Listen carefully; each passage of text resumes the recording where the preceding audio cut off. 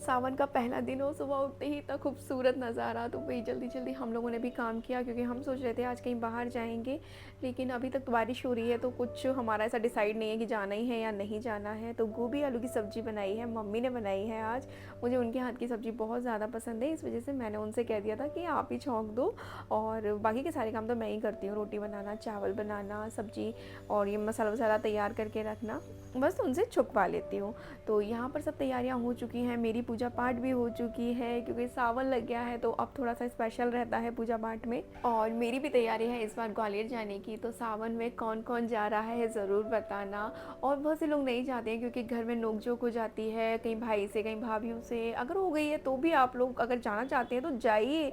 ये मत सोचिए कि भाई का घर है, भाभी का घर है, भाई वो आपके माता पिता का घर है, पहले आप जाइए, आपका पूरा अधिकार बनता है वहाँ जाने का। और छोटी मोटी नोक झोंक के चक्कर में अपने माँ बाप से मिलना मत छोड़िए, किसी की भी वजह से अपने माँ बाप से मिलना बिल्कुल मत छोड़िए। और किसी से उम्मीद ही मत रखिए कि कोई हमें बुलाए या नहीं, अपने माँ बाप बुला रहे हैं तो आप बिल्कुल जाइए। कोई पूछता है किसके बुलाने पे आए हो, तो भाई हमारे माँ बाप ने बुलाया है इसलिए आए हैं, बाकी किसी से पूछने की ज़रूरत ही क्या है। और किसी से एक्सपेक्टेशन रखने की ज़रूरत क्या है, कोई खाना बना के खिलाए तो खा लो, नहीं तो खुद जाओ और खुद बना के खा लो, क्योंकि इतना अधिकार तो हम बेटियों का होता ही है। अपने अधिकार को समझो और अपने त्योहार को अच्छे से मनाओ जाके मायके में। ये बात मैं इसलिए कह रही हूँ कि कई बार नंदे इनोसेंट होती हैं, उनकी कोई गलती भी नहीं होती, तब भी उनका मायके आना जाना बंद करवा दिया जाता है, तो मैं उन्हीं के लिए ये बात बोल रही हूँ। वैसे अच्छे बुरे सब तरीके के लोग होते हैं, कई जगह ऐसा भी होता है कि भाभियाँ बहुत अच्छी होती हैं, नंदे बहुत बुरी होती हैं, मैं उनके लिए तो ये बात बिल्कुल नहीं बोल रही हूँ।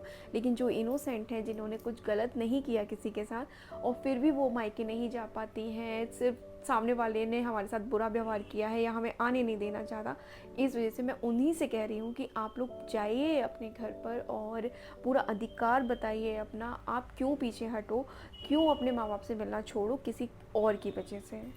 और ससुराल वालों को भी थोड़ा ये सोचना चाहिए कि वो अपनी बहुओं को भी जाने दें। कई बार रोक लेते हैं कि मत जाओ बिना किसी वजह से, सब कुछ अच्छा है फिर भी, हाँ कोई बात हो गई है, कुछ लड़ाई झगड़े हैं, वो एक अलग बात होती है।